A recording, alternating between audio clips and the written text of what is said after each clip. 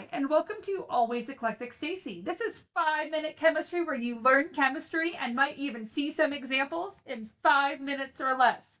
Today we're talking about intermolecular forces and how compounds are held together. Ready, set? Let's bond.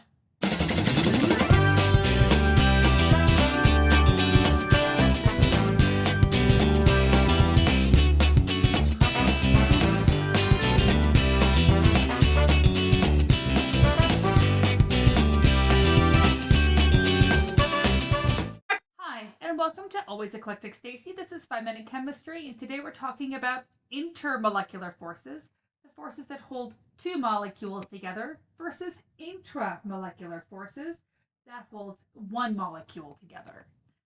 The first big question we're going to handle is, what are the different types of intermolecular forces, IMF, and how would we describe them? So when we're talking about IMFs, we have to describe them, and then when we talk about the description of attraction, it's going to be how strong the force is. So the first thing we have is a dispersion force. This is between nonpolar molecules because the symmetry is equal or there's equal electronegativity.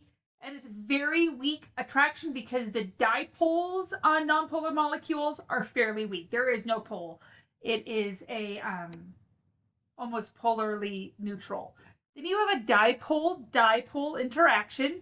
This is for polar molecules with partial positive and attracted to your partial negative.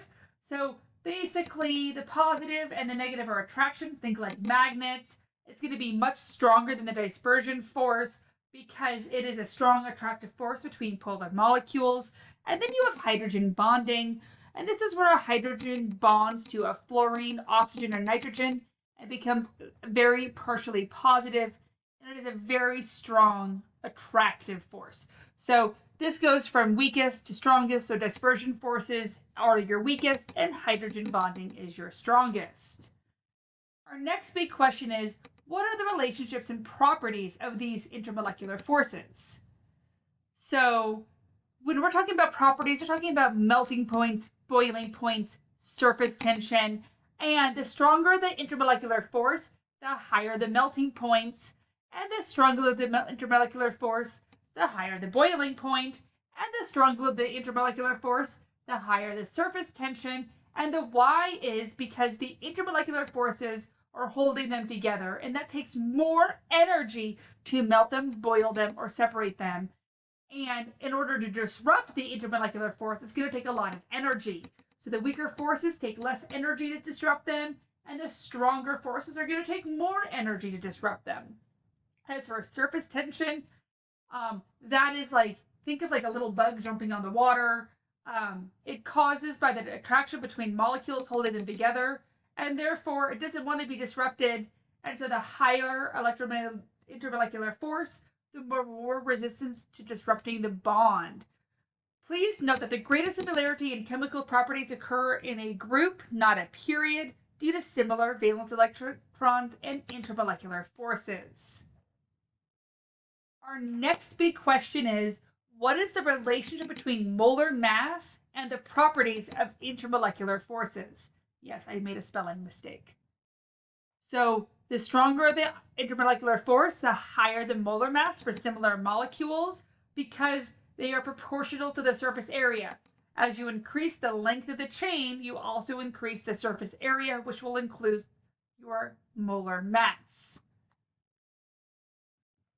Otherwise, similar molecules with higher molecular forces, the weight means higher IMF. The key to this is understanding that a force is acting here as a dispersion force, which are proportional to the surface area.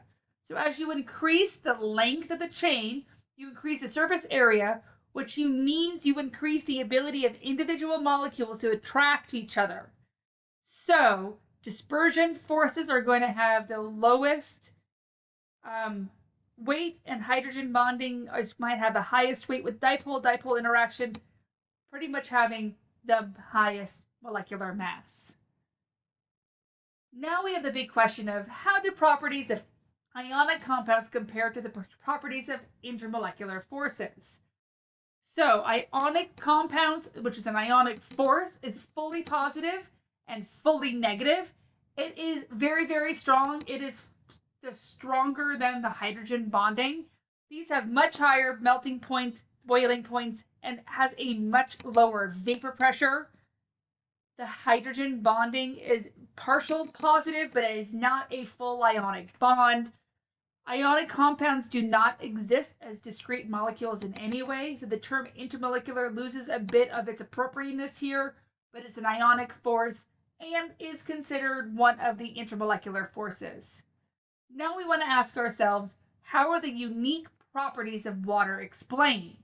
Because water is fundamentally the reason we have life on Earth and we exist. And it's because of its very unique properties, which are due to the intermolecular forces.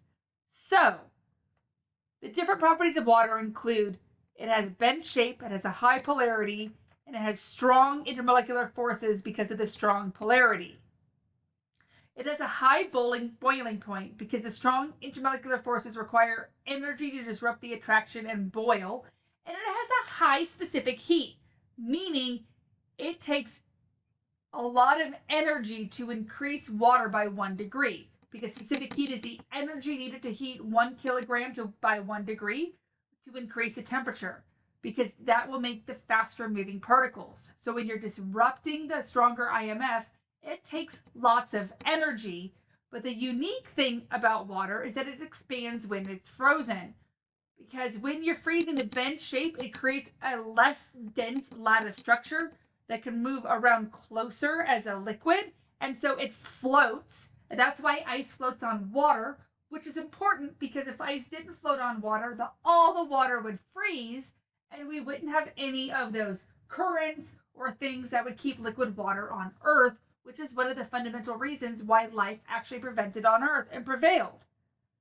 Now we're going to ask ourselves the question, how are ionic and polar molecules dissolved in water? And here's the trick, like dissolves like. So the polar ends of the water molecules attract the oppositely charged atoms. So the positive pole will attract the negative pole, and the negative pole will attract the positive pole. And this attraction overcomes the attraction between ions or intermolecular forces between polar molecules, and it begins to dissolve or be separated by the water. And remember, like dissolves like. So water can't dissolve nonpolar items. Thank you so much for watching Always Eclectic Stacy and 5-Minute Chemistry. This was Intermolecular Forces. Have a great day. Don't forget to like and subscribe and catch our other content.